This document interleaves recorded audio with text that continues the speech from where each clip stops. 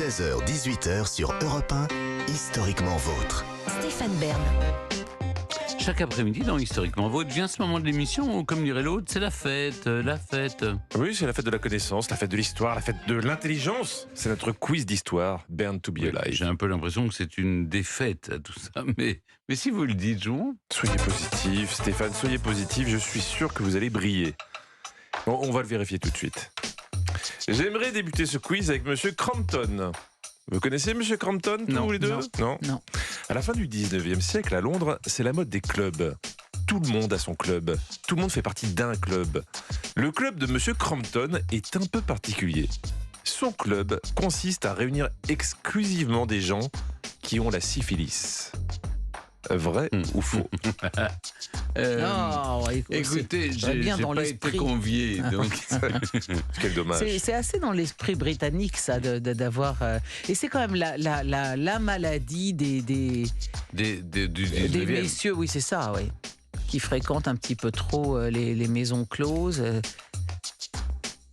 Donc vous pensez que Monsieur Crampton aurait créé un club ?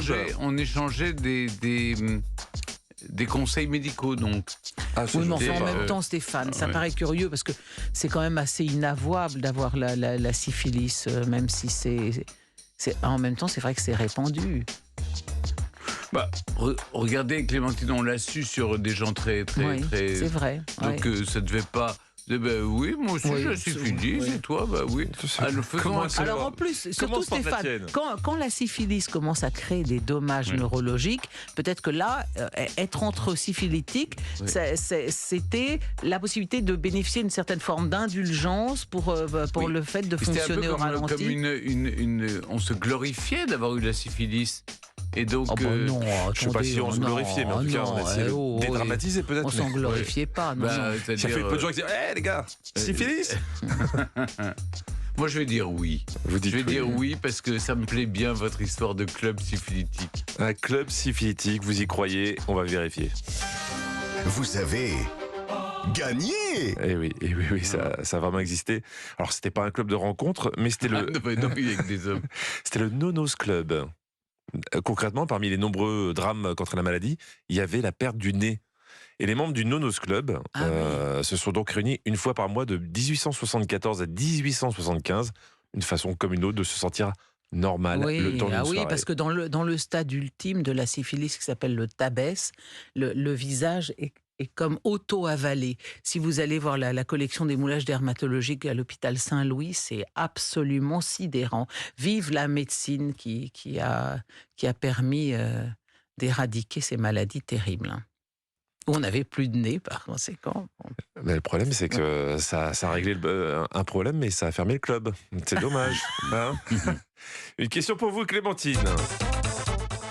Ô belle poule.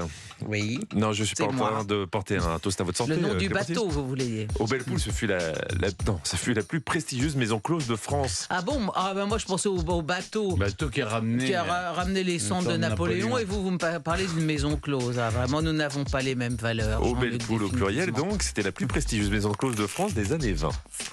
La devise de l'établissement était inscrite sur tous les documents officiels. Je la connais même pas. C'était le Chabanais, le One-Toutou, les années 20. Les années 20. La Belle Poule. Au Belle Poule. Au Belle Poule. Au pluriel. Oui. Et donc, la devise, c'était une nuit avec Vénus, le reste de la vie avec Mercure. Ah oui. C'est drôle. Vrai ou faux ? On est encore sur la syphilis, là. Écoutez, ça me paraît, ça devait être un gag, parce que expliquer quand on fréquentait la Belle Poule, on risquait de choper la syphilis et de devoir se traiter au mercure jusqu'à la fin de sa vie. Ça me paraît pas un bon slogan publicitaire. Donc non, je réponds non. D'accord, excusez-moi de vous avoir posé la question. Je voulais pas vous indisposer. On vérifie. Vous avez gagné. Vous êtes très forts sur la syphilis tous les deux. Oui. Très très fort. Non, rien à voir avec les belles poules, vous avez tout compris. Hein. Cette phrase « une nuit avec Vénus, le reste de la vie avec Mercure » était une blague d'humour noir de la fin du 19e siècle. À cette époque, donc, la syphilis faisait rage et elle se soignait au mercure, d'où le dicton. Les traitements au mercure entraînaient bien souvent un empoisonnement mortel, non sans avoir perdu ses dents. Bien sûr, bien pire. Avoir souffert d'ulcères et de lésions neurologiques, oui. Le remède était pire que le mal. C'est ça. En fait, il faut des antibiotiques, c'est tout. Ouais. Mais on ne le faisait pas encore à l'époque. Vous n'étiez pas encore là pour l'inventer. Et c'est bien J'ai dommage. rien inventé, moi, vous savez. C'est pas Même vous les le- antibiotiques? Même pas le fil à couper le beurre. Non, c'est Fleming, mais c'est en effet une quarantaine d'années plus tard. Écoutez, heureusement, vous l'avez dit tout à l'heure qu'on a trouvé des médicaments. Stéphane, une autre question. Je suis désolé. Je vais pas faire que des questions de sur la surf, syphilis.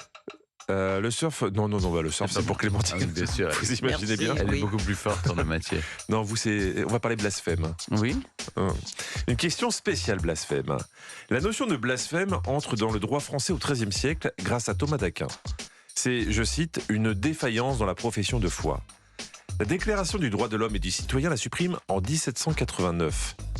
Aujourd'hui en France, elle n'existe plus, sauf dans le Bas-Rhin, dans le Haut-Rhin et en Moselle. Vrai ou faux? C'est-à-dire sous le régime du concordat de l'Église, oui. C'est très possible, puisqu'il y a toujours, par exemple, les principaux...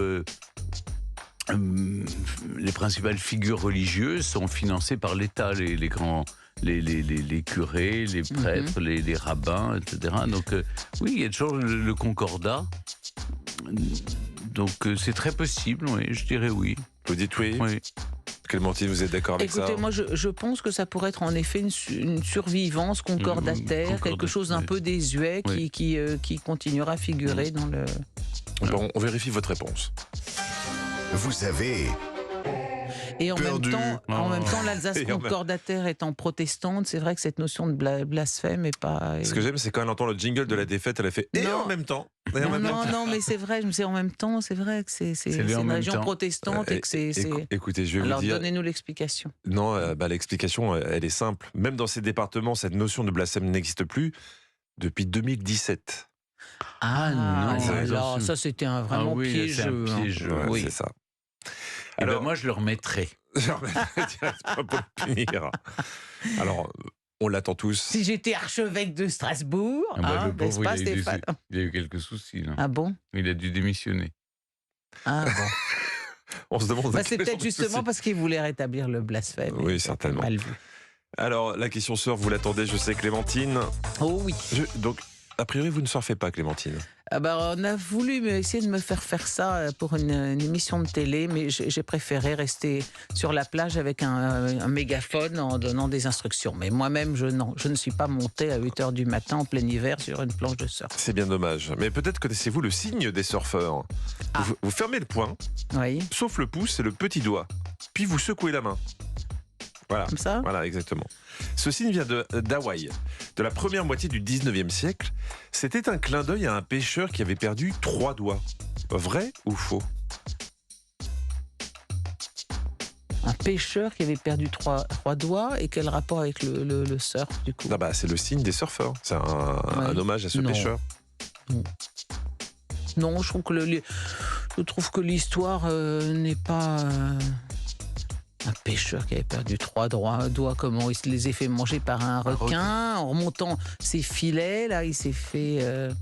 Qu'est-ce qui lui est arrivé, le pauvre pêcheur? Non, Non. Je n'achète non, pas votre histoire. Vous aimez pas mon Non, histoire, je le non, vois bien. non. Vous la dénigrez, bah c'est pas grave. On écoute la réponse.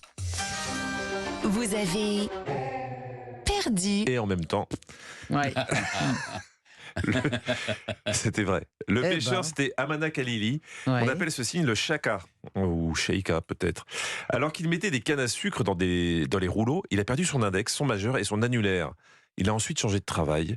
Il éloignait les enfants de la voie ferrée. Ces derniers lui faisaient coucou en imitant la main de Amana Khalili. C'était un personnage très respecté à Hawaï. Il est mort en Mais ça n'a 1958. rien à voir avec la pêche, là. Pourquoi vous me racontez ça en me disant c'est un pêcheur? Il n'est pas pêcheur, il ramasse la canne à sucre et après il protège la voie ferrée. Non, mais écoutez, je pose une réclamation.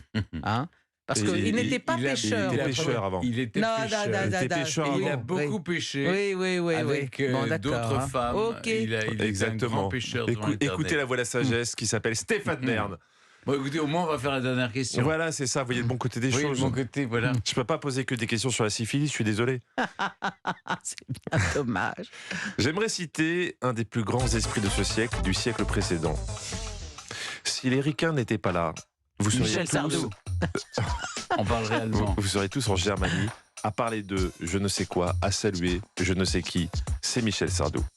Et d'ailleurs, durant la Seconde Guerre mondiale, Combien y a-t-il eu de soldats américains fusillés pour désertion?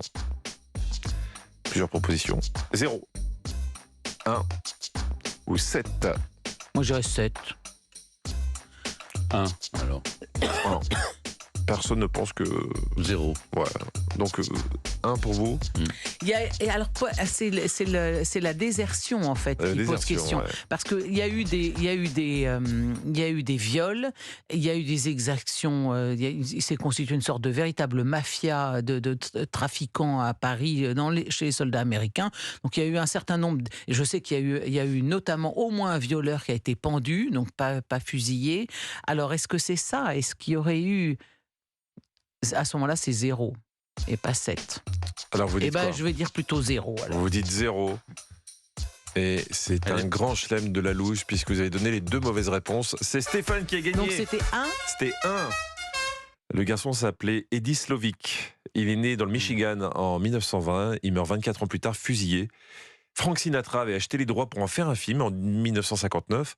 Et le père de John Fitzgerald Kennedy lui a demandé de ne pas le faire pour ne pas favoriser l'antipatriotisme. Non, mais il a été fusillé, pourquoi?